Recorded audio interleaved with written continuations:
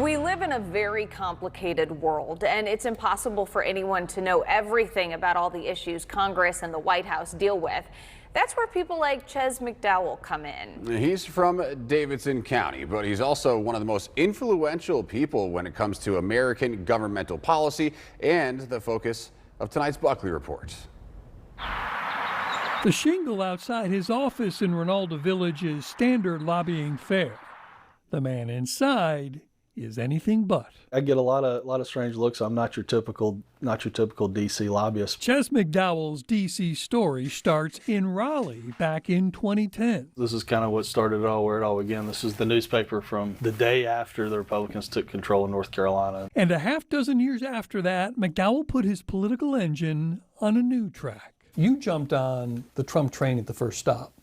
Yes, sir. It really began with President Trump's son, Don Jr., at a conservation fundraiser. I ran Sportsman for Trump. I was at an event, happened to be sitting next to Don. We struck up a conversation talking about hunting. They went hunting together, and 10 years later, that's become something of a cabinet club. And now you hunt with RFK Jr. occasionally? I've spent some time outside with RFK, and he is a true sportsman and a wonderful, also down-to-earth guy. You have made food for your kids out of dandelions and bear meat.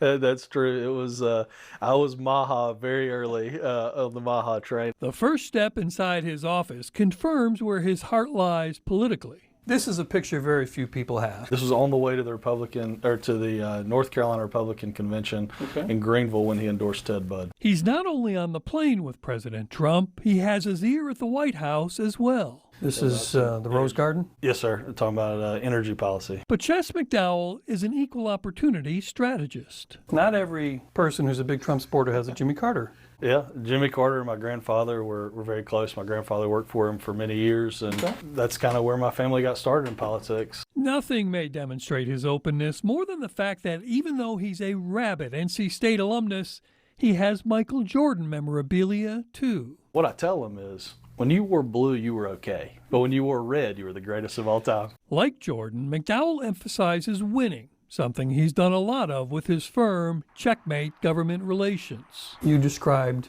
politics like a turkey hunt, making the prey do what you want to do and think it was their idea. It's a game of chess. I think that's probably a better way to think about it. You've got to think 3 moves ahead. You've got to figure out what your opponent's going to do to ultimately get your goal, which is either getting the turkey or calling checkmate. And if the name McDowell sounds a little familiar, it should. His younger brother is North Carolina's 6th District Congressman Addison McDowell, putting the family in 2 of the least liked businesses, but Ches thinks that may not be a fair reading of it all. Lobbying just gets a bad rap. It always has. If you work at a hospital, if you're an accountant, if you're a Boy Scout, you have a lobbyist, and that's what bridges the gap from elected officials and their knowledge. And being a lobbyist truly matters about being honest. And that, he promises, is the honest truth.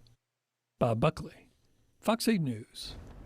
And McDowell believes Republicans will hold both houses of Congress this fall because, in his words, Democrats don't have anything to offer.